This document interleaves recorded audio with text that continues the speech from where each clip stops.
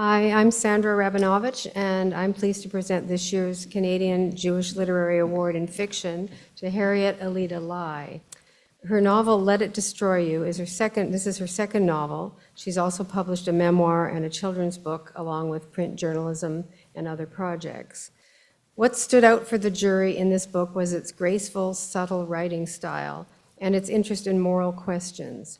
It's a work of imagination based on a real-life figure, Leo Lizard, a Jewish Hungarian-born physicist and inventor who began his career in Germany, but with Hitler's rise to power, left for London and then in 1938 escaped to the United States.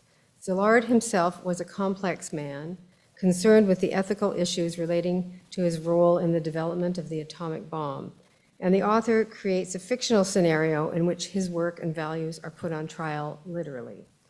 The novel also imagines the scientist's relationship with his wife, who was a Jewish physician born in Austria and accompanied him on his journey, sensitively sharing both points of view, and it offers poignant reflections on marriage and motherhood. It's a sophisticated and quietly powerful story. I'd like to invite Harriet Alida Lye up to receive her award.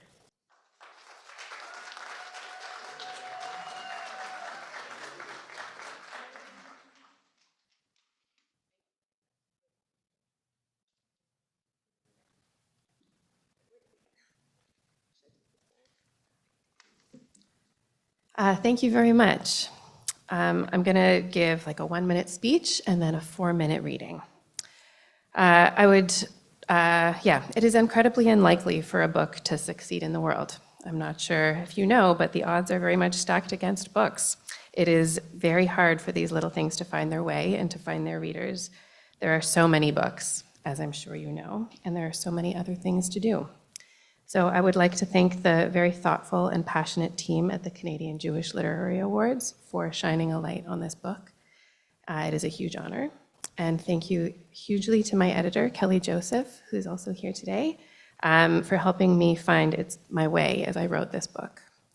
To my partner, Cal, for his unwavering support as I spend so much of my time thinking about people I invented.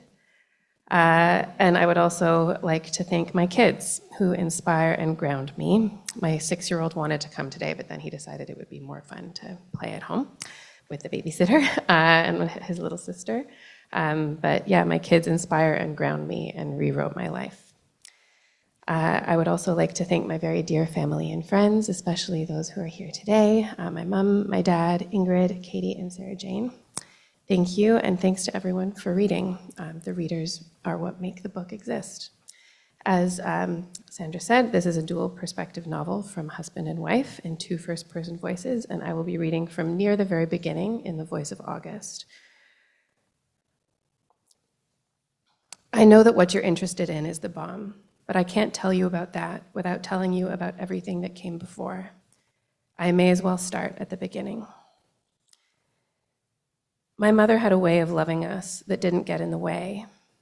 Her love was something I never had to worry about.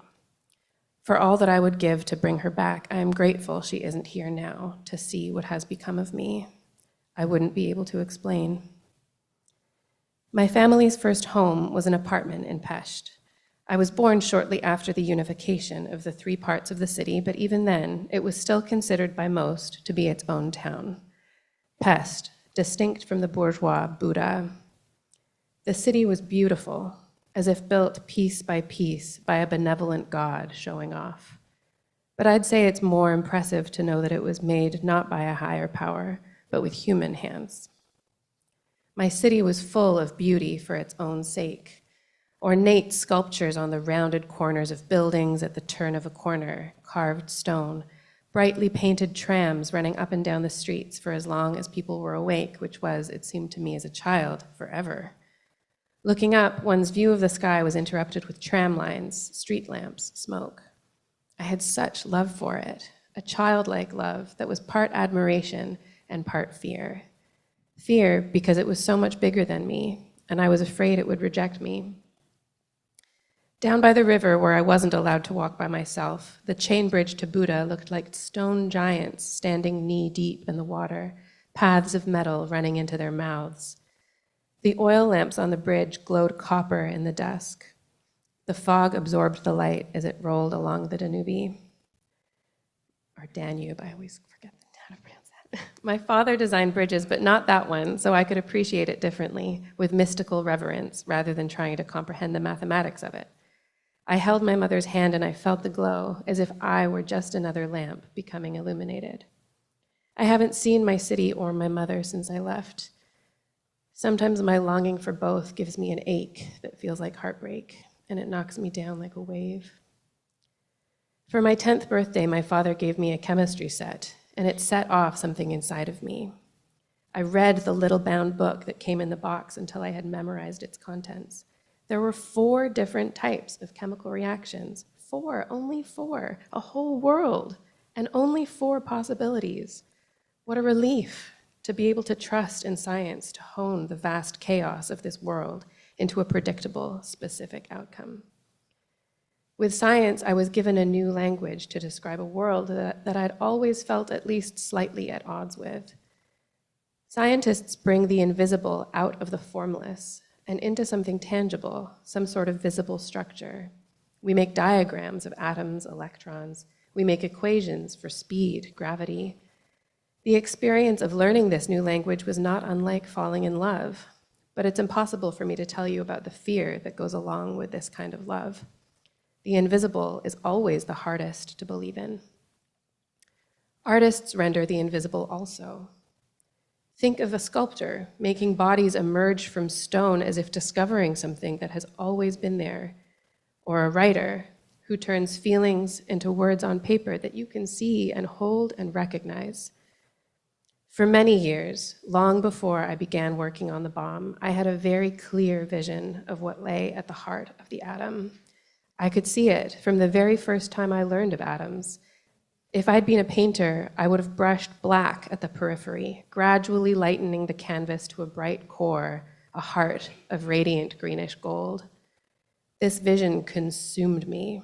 I saw it whenever I closed my eyes. It was vibrant. Vibrant shares a Latin root with vibrate, vibrare, meaning to set in tremulous motion, to move quickly to and fro. But the Latin comes from the Proto-Indo-European word, vipe, meaning to turn, to tremble ecstatically, wave, whip. We learn something about a culture that needs to describe things that tremble ecstatically. A fish freshly caught, a lover unsated, the heart of a flame. I can see it. We are all the same culture, after all. Thank you.